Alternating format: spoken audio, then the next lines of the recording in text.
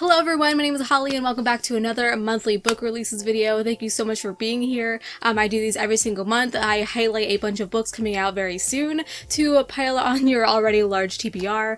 I focus mostly on fantasy and sci-fi and horror and thriller, so if that sounds interesting to you, stay tuned. This month's video is packed with incredibly exciting books, some really anticipated releases, especially since we are coming upon summer. The books are getting hotter, so let's begin. And oddly enough, a lot of the book releases conjugate in the second half of the month, so if you're still working on May releases, you have a little bit more time to finish those. So starting on June 7th, we have The Woman in the Library. This is a murder mystery that is written in a very unique way. It starts off with a young woman who is murdered in the Boston Public Library, and then the story follows four people sitting silently at the tables in the reading room. They are complete strangers to each other until the moment when they hear that woman scream, and then they begin to chat as they are held inside the library while the murder is being investigated, and become friends. Each has a backstory that is revealed as they become involved in each other's lives. It is definitely out of my comfort zone,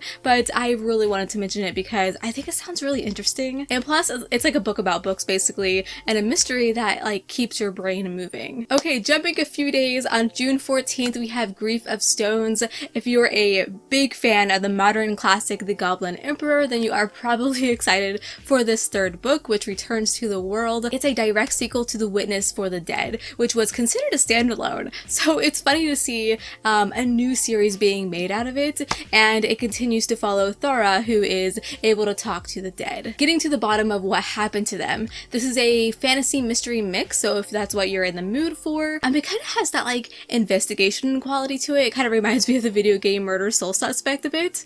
It certainly sounds good and a worthwhile book within the Goblin Emperor universe. And next we have another sequel, which is A Mirror Mended. This is book 2 in the Fractured Fables series. The first book is called A Spindle Splintered. They are short novellas that give a modern twist to fairy tales, so while the first book centered on Sleeping Beauty, this one is giving light to the evil queen. I read the first book actually and I really enjoyed it. It was funny and creative, so I'm really looking forward to see what Alex Iharo comes up with next. I have heard that these are marketed as standalones, that this one takes a lot from the first book, so following the same characters to an extent. So it is recommended that you read the first one, but these are very short, very fast reads. So if you're looking for some new retellings of ones that definitely give like a more Disney vibe, check these out. January 15th. I gotta be honest, it's kind of a missed opportunity to have this book come out in June and not on January 15th, but nonetheless, I'm sure that would have been very confusing.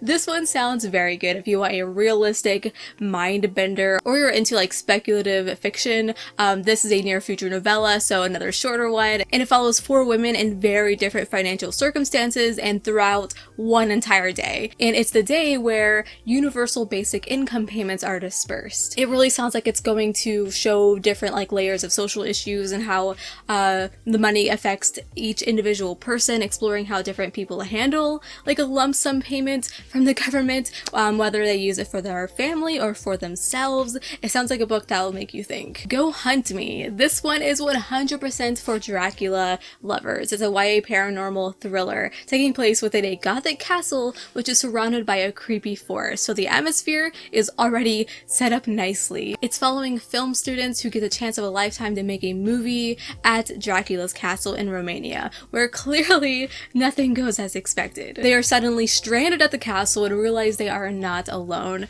It really sounds like an old classic slasher film, and maybe even is on the like more cheesy side. I hope so, like slasher films can be. It sounds like a cool concept. Fellow reviewers say that the ending is fantastic, and I love me a really good ending. And moving along to June 21st, we have In the Shadow of Lightning. This is the start to a brand new adult fantasy series from Brian McClellan, who is mostly known for his Powder Mage series.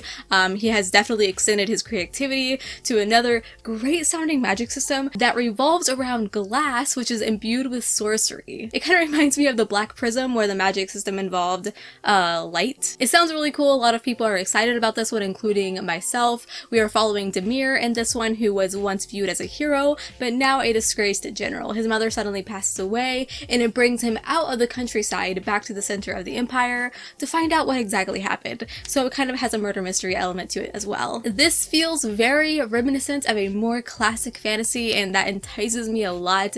I do plan to review this one myself, so you can expect that from me in the near future, and I'm really pumped for it. Another book that I plan to review, The Final Strife. I'm very excited about it. This is the first book to an adult epic fantasy trilogy. This one is toppling at around 650 pages, so it's a beefy book, and I love that. And it's African/Arabian mythology inspired. It's also a sapphic story about an empire built on secrets during the dawn of revolution. We see an empire that is divided by blood color, and women who are working together to fight against it. The story deals with the impacts of discrimination, colonization, abuse of caste systems, political corruption.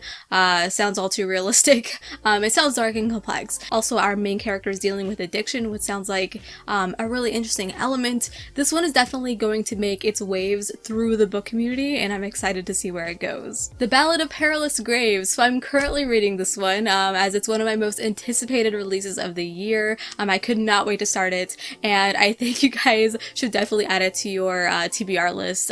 Books to read. It's an adult fantasy that gives me like big Pixar vibes. The author has created this New Orleans twist with a city, and the city is called Nola. Nola is powered by music, but unfortunately some songs have escaped, and without them can lead to the city's downfall. Enter our main character Perry, who takes up the mantle of hero to save the city and get the songs of power back. It sounds so lovely. I love the addition to music it has. I have the physical hardcover and it's beautiful. I'll show that off in my book haul soon, but yeah, super original. And I'll be talking more about this one later. This Wicked Fate. This is book 2 and the conclusion to This Poisoned Heart. This is a lovely duology about a young girl who has the power to grow plants and has a strange immunity to poisonous plants specifically. A family member of hers passes away and she is given a big mansion through inheritance, and it has a lot of secrets along with it. It also has some mythology elements thrown in, and they apparently really come out in the sequel with like more of a Percy Jackson feel, I guess, which sounds fantastic. The main romance is a sapphic romance, which is clearly displayed on this beautiful cover. It's a really enjoyable story, and I'm excited to see how it all ends. Juniper and Thor. This is a gothic horror retelling of the Juniper tree, which I've definitely not seen done often, if at all. But what's cool is this is set within the same universe as this author's previous book, which was The Wolf and the Woodsman. It follows a young witch who tries to discover her identity as she escapes the torment of her wizard father. Truly sounds like a worthwhile read, as the author creates great atmosphere with a lot of fairy tale references. Keep in mind, this is horror and apparently very gory, which personally makes me excited, but I thought I would mention that. On June 28th, we have Daughter of Redwinter. This is the first book to a new fantasy series from the author who wrote the Black Wings series, which was popular back in the day, but it still is popular now. But in this new story, our main character Rain can talk to the dead. It's a gift she has to try and hide because it comes with a death sentence, so she seeks shelter with a cult. And at the very beginning, she has a run-in with a woman who's being pursued by warrior magicians who want something she has stolen, and that puts Rain in a very dangerous position. I'm not going to talk about this one too much because another one that I plan to read in June. It's also kind of on the shorter side, which surprises me. So yeah, you'll get a review from me very soon. And lastly, I have Locklands. This is book 3 in the Founders trilogy, book 1 being Foundryside, if that jogs your memory better. It is finally almost here after 2 years of waiting. I can't wait to see how this one ends, since book 2 had a huge freaking cliffhanger, so the stakes should be incredibly high in this one. It actually takes place 8 years after the end of Shorefall, so we get to see a big time jump and probably a lot of big changes to the Founders universe. Hopefully our major characters make it out alive. There's a lot of books on this list that I plan to read in June, and this one's definitely like one of my high priorities. And that's all I have for you today. I hope you saw something that tickles your fancy. Leave a comment down below and let us all know what you think. Is there a book I didn't mention that you're excited for? We'd love to know. I know there are so many books that I don't mention, but I only have so much time. Like this video if it helped you or if it informed you on a new book that you didn't know about. Thank you so much for watching, and until we meet again, happy reading.